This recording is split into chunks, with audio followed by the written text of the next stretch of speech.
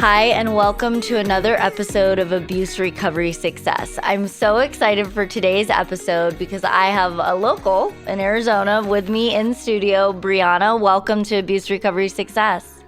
Thank you. I'm glad to be here. I know. I'm so excited. I'm really excited to hear your story. I love having young people on the show, and I think it's so, motivating, but also makes me feel like I should have got my shit together a long time ago. No, I'm kidding. But Brianna, I'm excited to have you here. And to the listeners, it's always fun to get a different perspective and hear someone else's story. And I know we have a lot of young listeners, so I think this one's really going to hit home. But without further ado, Brianna, I'm going to have you share your story with all of the listeners.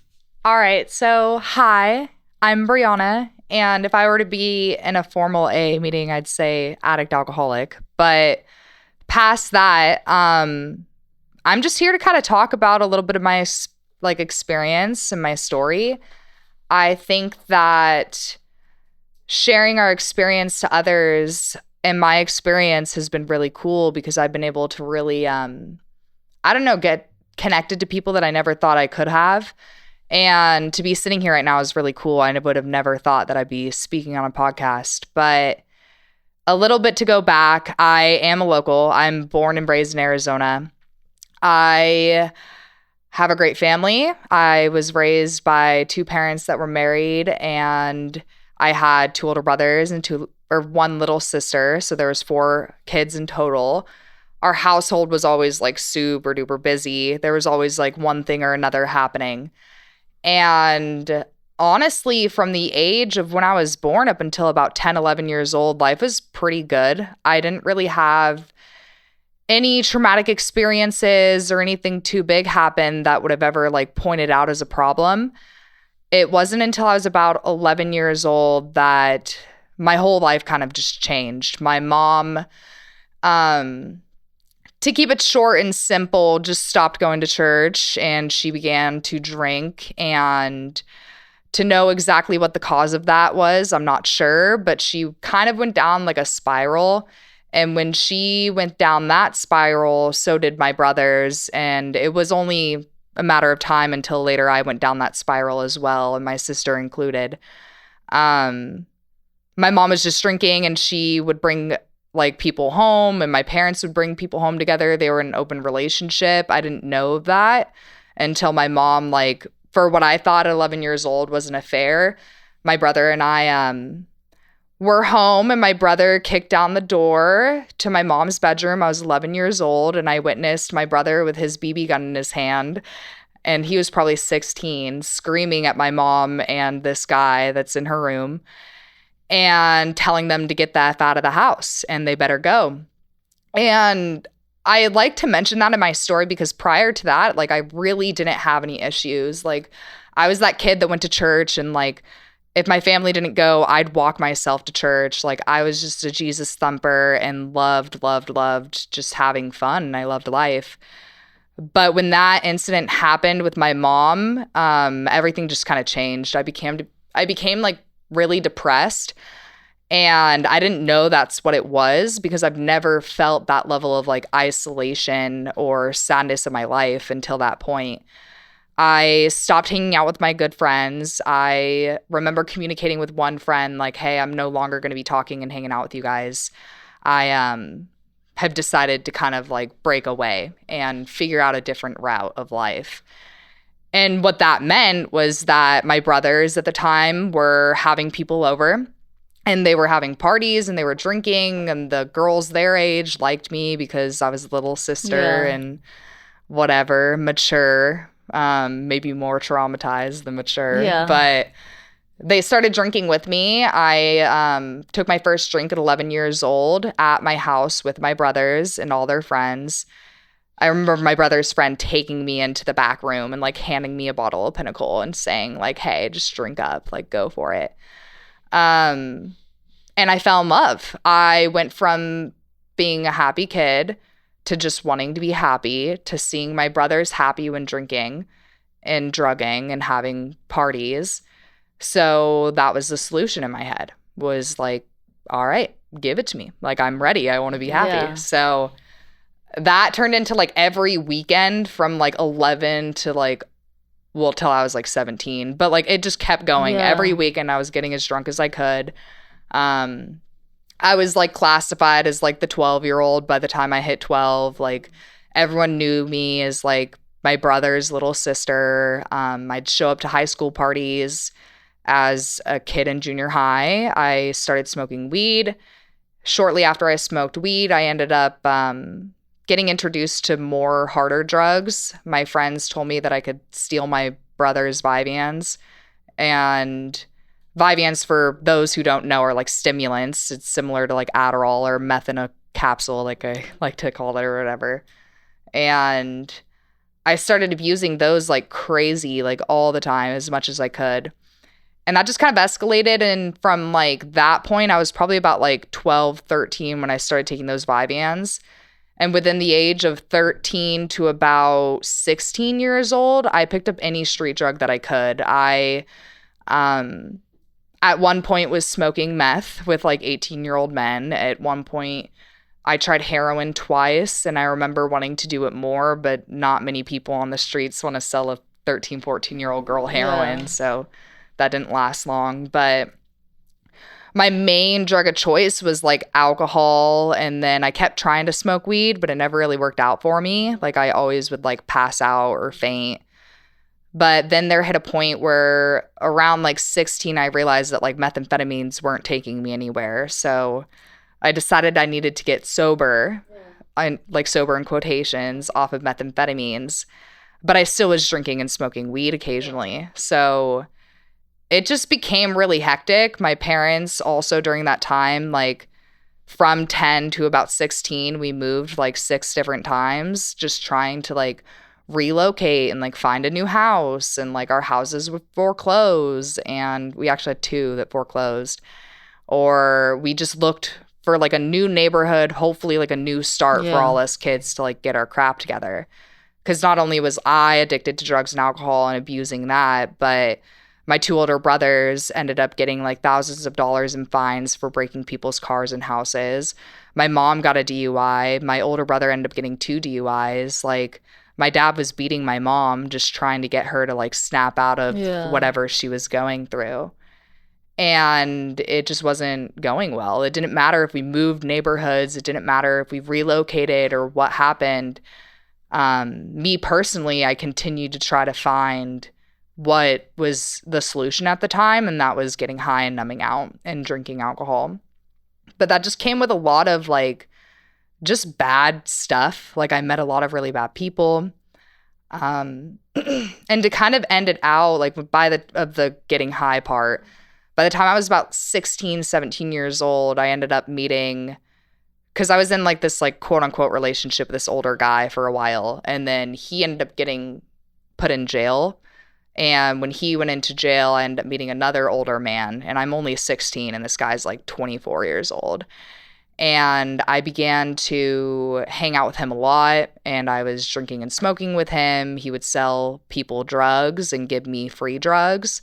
So he was like my bestie, and later to call my boyfriend, which was really weird because I remember telling him when I was like 16, like, no, this is never going to work. Like, I cannot like be in a relationship with you. Like, you're a grown man and I'm a 16-year-old girl. And I remember him telling me like, no, like this will work. I love you. I love you. And I just remember bawling, like crying my eyes out and feeling so uncomfortable. And that was a beginning to like a really unhealthy relationship that later turned into me like moving in with them. And my mom ended up actually leaving my dad and moving in with his dad. So it was this like trailer park of chaos, drugs, and just weirdness. And within that time that I moved in, I watched a friend of mine like pass away from a drug overdose. And I was with him, like doing compressions on him at 16 years old. And my life just became honestly like a black hole. Like it was just a pit of like chaos, but it's all I knew. At that point in my life, like I sought that out and I was in that situation and I didn't really know what to do. I didn't know there was a way out. And so I kept doing what I was doing.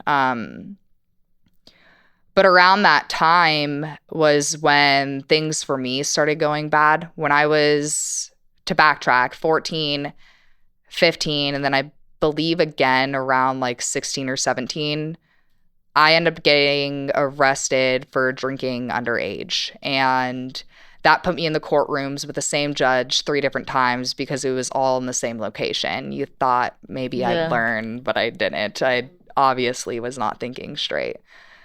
And that third time when I was 16 turning 17 and I ended up in the courtroom, the judge was like, what in the world is going on? Like, why are you back here? And he ended up just telling me, like, it was something along the lines of, I remember, like, getting told that I'd possibly end up having to pay fines or, like, do juvie.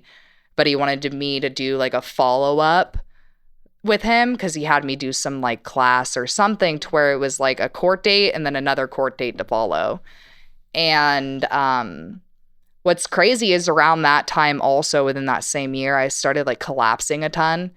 And when I say collapsing, I mean I literally was falling over, like, anywhere between, like, 5 to 15 times a day, like, smacking my head on countertops, hitting my head on, like, the floor of my auditorium in my high school, like, out of nowhere, just, like, completely losing control of my body. And I'd be playing, like, Super Smash Bros. With my friends and, like, fall asleep and, like, I'd be, like, out. And it's weird because I didn't know what was happening and it was really scary. So I started going to the hospital, and then I ended up getting, like, from 2 different hospitals to then getting, like, a referral to a cardiologist, and then the laundry list of specialists after that to find out, like, why am I collapsing 15 times a day?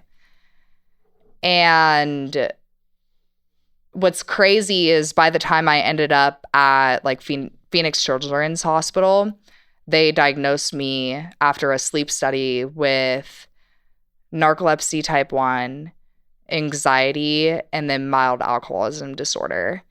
And I remember just being kind of, like, shocked because I was honest. Like, I told them, like, yeah, I'm, like, addicted to, like, drugs and I drink all the time and I smoke a lot of cigarettes, but I also don't know why my body's, like, collapsing on me. So, like, please help me. I think I'm dying. So I had that moment of, like, desperation, like, please help me. And it's cool because I think something heard me when I was like, I need help. Because it was 4 months after I got that diagnosis. Immediately, the doctor told me, you need to seek out therapy, go to therapy once a week. You need to stop using drugs and alcohol. And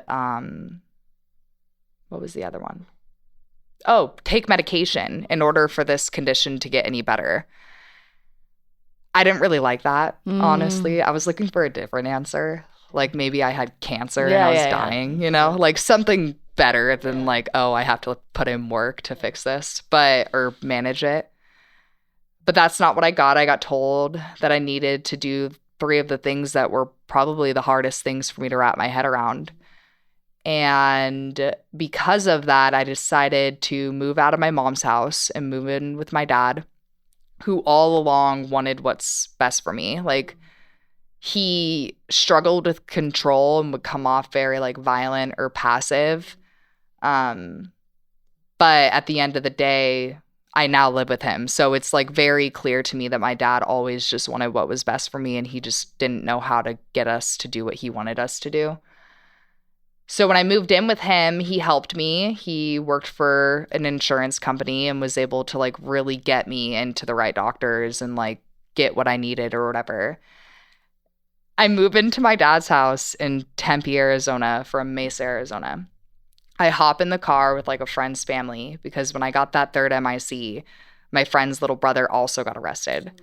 We drive from Mesa to Arizona, or to Mesa to Tempe, to go to this youth at risk program that my friend's little brother, his mom was making him go to because he had a drug and alcohol problem. So I go with them because I was like, I need free therapy. Like, I have issues.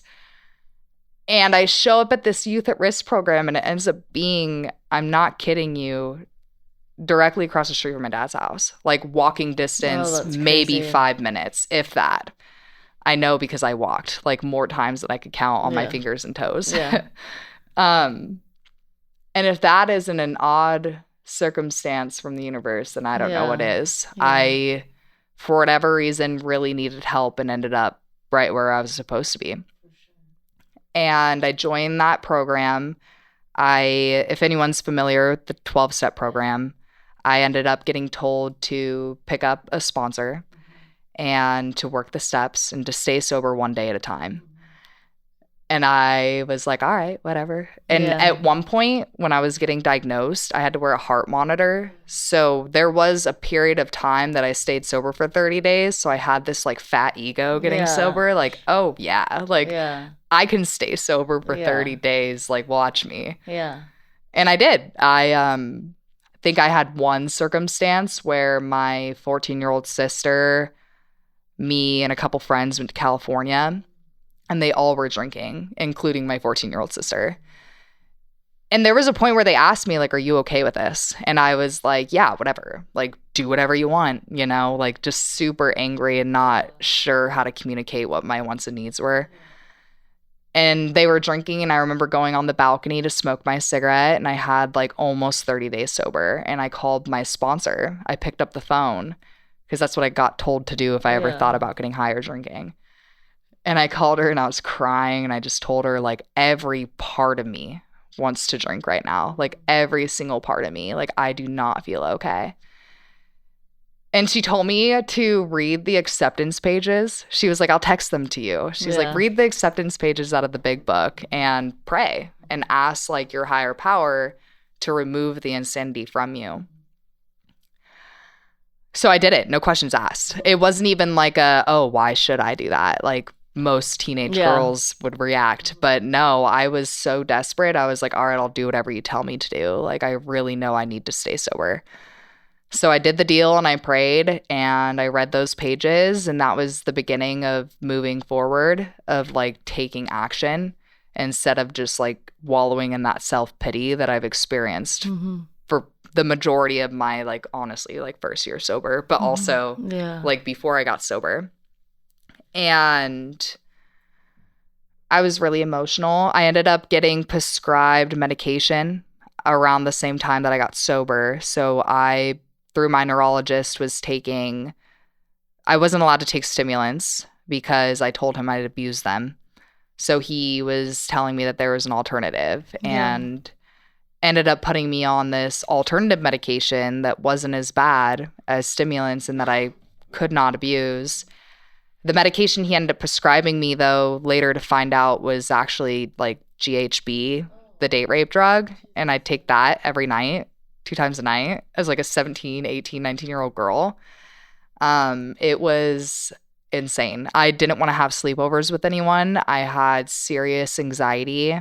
I was like wetting the bed with like a year sober. Deep sleep. Yeah, like deep sleep. But I mentioned that because I did have that dual diagnosis of like the alcoholism, but also the like narcolepsy or whatever. And so I did what the doctors told me to do, and I did what my sponsor told me to.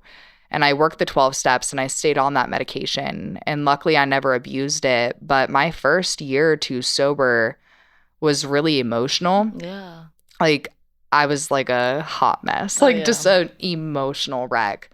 The girl like sitting in the corner crying and like too scared to talk. And like this situation that I'm in right now, speaking on this podcast, I would have probably started crying about like 5 minutes in, you know, like just very, very not put together and unstable. But what's nice is as I continue to do the steps and continue to take action and go to meetings and call people, I learned these tools that if I applied them, those feelings got a little bit better. And by the time I had around like 2.5 years sober, I have already made amends to my dad, my mom, my little sister. My little sister actually was temporarily sober with me. She got sober through the program. I watched her get about 2 years sober, and that was magical. She recently started drinking again, which has been a whole new thing to deal with. But through making amends and working the 12 steps, I was given this life that I never really I never really would have like imagined for myself. Like my dad went from being like passive aggressive, like really just avoidant, like to me making amends to him and him apologizing for saying that he never loved me and apologizing for avoiding me. And like he took ownership over the harm that he did in my life after I owned my harm. And that was one of the coolest experiences ever. And I've lived with him since I got sober. I still live with him now. I'm coming up on I just got 5 years sober. And I'm about to finish my degree. And my dad told me that I can live with him while I'm going to school. So I took advantage of that. Yeah. That's been a whole nother thing to work through as like a young adult, the expectations of what I should be doing. But today I can sit here and truly know that living with my dad is like the best option for me right now. And when I had about like 2.5 years sober, I got off of that heavy duty medication. I had a friend who was like a psychologist and a holistic doctor, and he recommended that no addict should ever be taking GHB. And I was like, makes sense. Yeah, I can't really argue that one. Yeah. Like that definitely makes sense. So I talked to my neurologist and I was very honest, and we got me off of that medication. We weaned me off the correct way. I didn't just get off. My doctor told me how to get off. And I was about 6 months med-free until I, during that 6 months, fell asleep at the wheel and almost killed me and my friend. I drowned in the pool 2 times and my boyfriend had to lift me out of the pool. And there was multiple other occasions where like I'm surprised I even passed my classes that semester. And it was really rough. I realized that in recovery with about 3 years, 2.5 years sober, that my life was like seriously unmanageable, but not because of my alcoholism and addiction at that point. It was more so that the 12 steps can't cure my diagnosis. So I ended up coming to a point where I realized I needed to get on medication again. And I reached out to my medical team. And when I say medical team, I had a therapist that I've been seeing for a very long time because many people have told me I needed it, but I also know I need it. So my therapist, my neurologist, who's also a sleep doctor, and then my friend, who's the psychologist and also a holistic doctor. And through communicating with all of them, I've been able to get myself to the point to where I'm on medication that isn't crazy for me. Mm-hmm. And we've talked about addictionologists, and I've had my doctor like recommend one, but say it's not that necessary. And it's like, for once in my life, I have ownership over what's going on in my life. And I know what I need to do, like when it comes to the basics of taking care of myself. And when I don't know the answers to things, I pick up the phone and I call someone. Or I text someone, or I go to a meeting, or I talk to my dad, or call that one person or whatever. Like when I was 11 years old, I didn't have those tools. I didn't know how to pick up the phone or text someone or talk to my dad. My dad was the last person I wanted to talk to, and he's now one of the biggest supporters in my life. And I think that today, there's definitely still a lot that I've got to work through. So, Brianna, I have to tell you, but really in all authenticity, listening to really the progression of your story and then what you're doing to manage your life right now is so much more put together than a lot of people. And I meet a lot of people. I don't just do this podcast. I employ quite a few people in my businesses, and I think you have a really good head on your shoulders. But, you said a couple things that I want to come back to. And, you made a good point. When you were 11 years old, you didn't have any other options. You didn't know what to do. You had these influential roles, these people that were guiding your life or not guiding it, and you really didn't know what to do. And now you've almost self-taught yourself all this time. And I love that you utilized a team. But I have to go back and ask you some questions. So when we were talking about the brothers and a little bit of the trouble everyone was getting into, and then, obviously how you kind of exited the scene, what happened to them? What is the rest of your family like? And you obviously don't have to go into detail, but like, I know you started to touch on your sister kind of getting into some recovery and then not so much. Like, I know you live with your dad. Has other members of your family seen any healing? I like that you asked that, because to start with my little sister, I wouldn't, so it's too early to say where she's at because she is only 19 and she did get 2 years sober, and she grew up in the program and spent about 4 years around the 12 steps. She has alcohol in her closet, is going to parties every weekend, is dating a sober boy. So we'll see where that goes. I live with her currently. I love her to pieces, and she's open and honest. But at the same time, I'm like, oh, girl, like we don't even know where this is going yet. Yeah.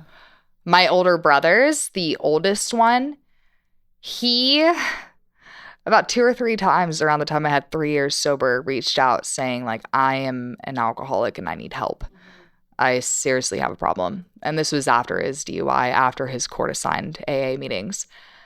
So I put my hand out and I helped him, and I introduced him to my friends, and some of them are his age. He went to a couple of meetings but never stuck it out. He wanted, by what I perceive the situation, it's almost like he wanted me to kind of guide him or help him. But I didn't feel comfortable being his like rock. So I tried really hard to tell him like, I'm here to recommend things, but I really need you to be the one to like take the action. I can't do it for you. He's no longer sober. He's still drinking, but his life seems to be good on the outside. We talk occasionally.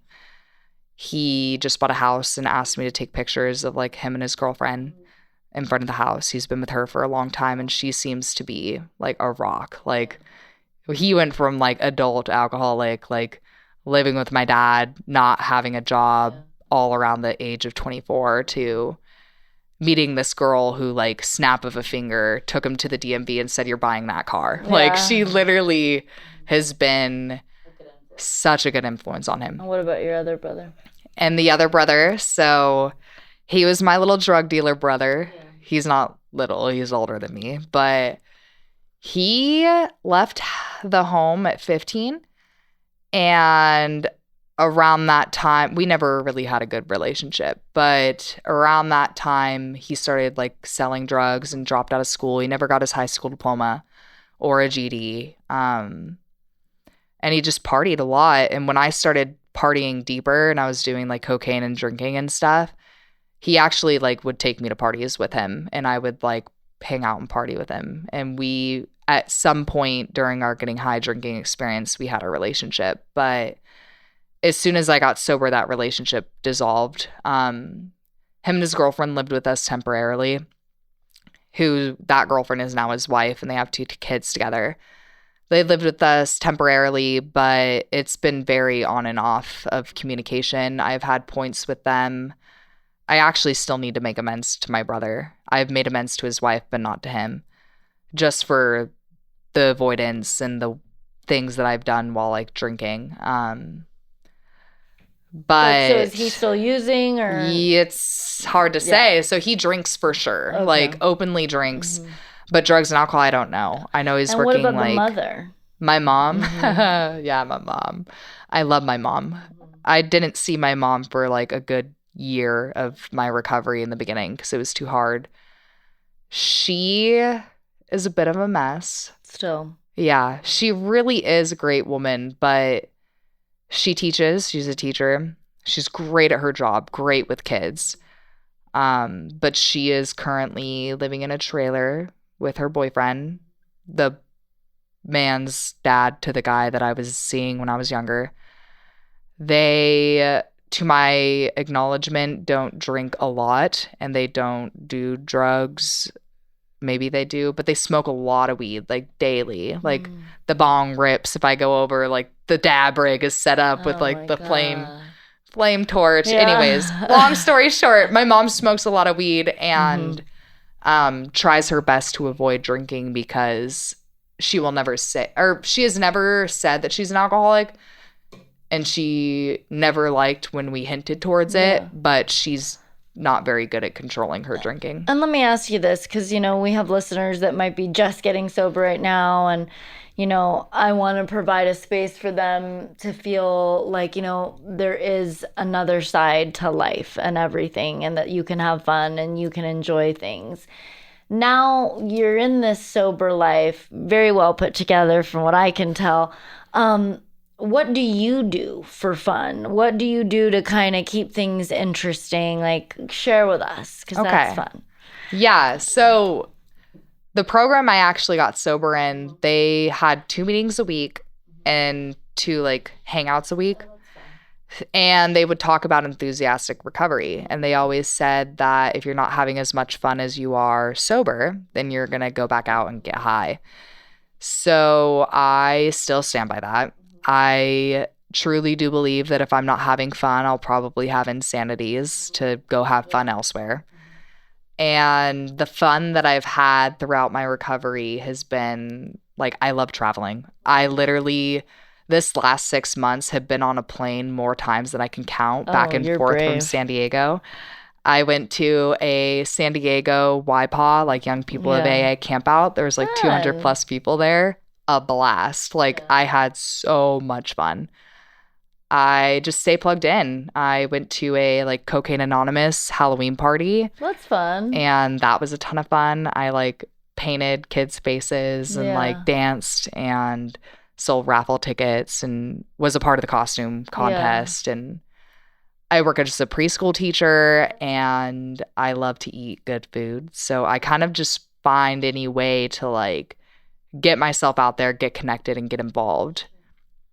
And then I do have a women's meeting that I go to every week that I really enjoy it. And the women there, like, I feel like I get to have fun with them during fellowship, because we have fellowship for like about an hour, half an hour before the meeting, where we like eat and hang out or whatever. Sometimes we go swimming. And then we have our meeting. And then we usually end up hanging out for like 30 minutes after. So I make it a goal to go to that every week, but then also try to find like at least one fun thing to do every week. And then I like to travel at least like once or well, you're really brave to do that once traveling, a month or just whatever. because I feel like there's so much restrictions now. Oh yeah. And I've thought a few times about going somewhere, and I'm like, I can't even deal with the airport. The airport was a drag to me before, and then having to do all the COVID things would be too much for me. But I love that you're living life like that. So who would you say you are today? Like, what defines Brianna? Like, who are you? Tell us. I think if I were to define myself, I would say I'm a pretty bubbly person. I'm very enthusiastic. I'm always able to find the good in everything. I'm super plugged into recovery currently. I wasn't for a little bit, but I am now again. I love to help people. I'm a preschool teacher.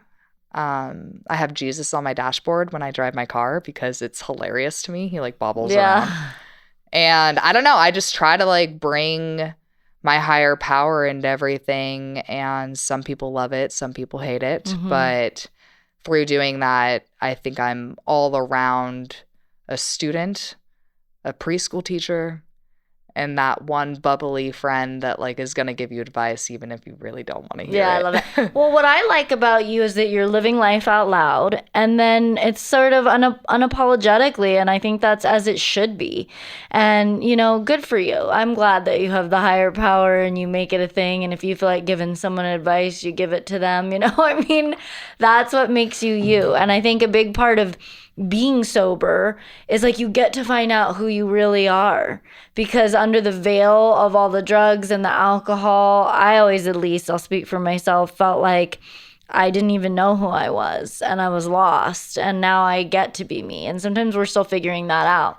But what would you say would be 3 kind of like daily habits you practice to just keep you centered and grounded? So 3 daily habits I practice. One would be praying. Okay. I pray in the morning and I pray at night. Love it. My boyfriend and I actually have a like prayer commitment where we tell each other one thing or whatever we want to pray for every night. So I make that's a priority in my life, is praying. And then listening to music when I drive, just trying to tune out and like deep breathe while I drive. And a third one, it's tricky. I don't know which one's more important. Whether it's you can do 4 if you need my to. nightly inventory, but also washing my face and brushing my teeth, like hygiene. Yeah. Oh my gosh. I wish I would have cared about it when I was a kid and I didn't. Mm-hmm. And I think that sometimes it's the last thing I want to do. Mm-hmm. Like literally, that sounds bad, but sometimes I don't want to brush my teeth or wash my face. You're so cozy. But I do it. And you get up and every day. Yeah, I love it. Well, it's those little things. And for me, it can be like making the bed. But I agree with you. Like just staying grounded. And I have my little prayer tray that I get down on my knees and, say my prayers, and it helps me stay in gratitude and grounded. But it was really fun to have you on the show, Brianna. I think the guests, if they're anything like me, like you reminded me how strong someone can be in facing some really tough things, especially at a younger age, and then coming out on the other side of that, and you have a great energy about you. So it was super cool to get to sit in your presence and then share that. And listeners, Brianna is just kind of getting started, I feel like, in some ways in life. So she doesn't have a lot to share with you. We'll probably still put her social media out there in case you want to keep in touch. I do believe our recovery society and community is so important, and just having like-minded individuals is always helpful. If you want to follow us here at Abuse Recovery Success, you can find us at our website, abuserecoverysuccess.com. You can follow me at April_the_hills on TikTok and Instagram, or you can find our YouTube videos of many more episodes with fantastic guests like Brianna at April Hill on YouTube. Thank you guys, and keep shining bright lights just like our beautiful Brianna did.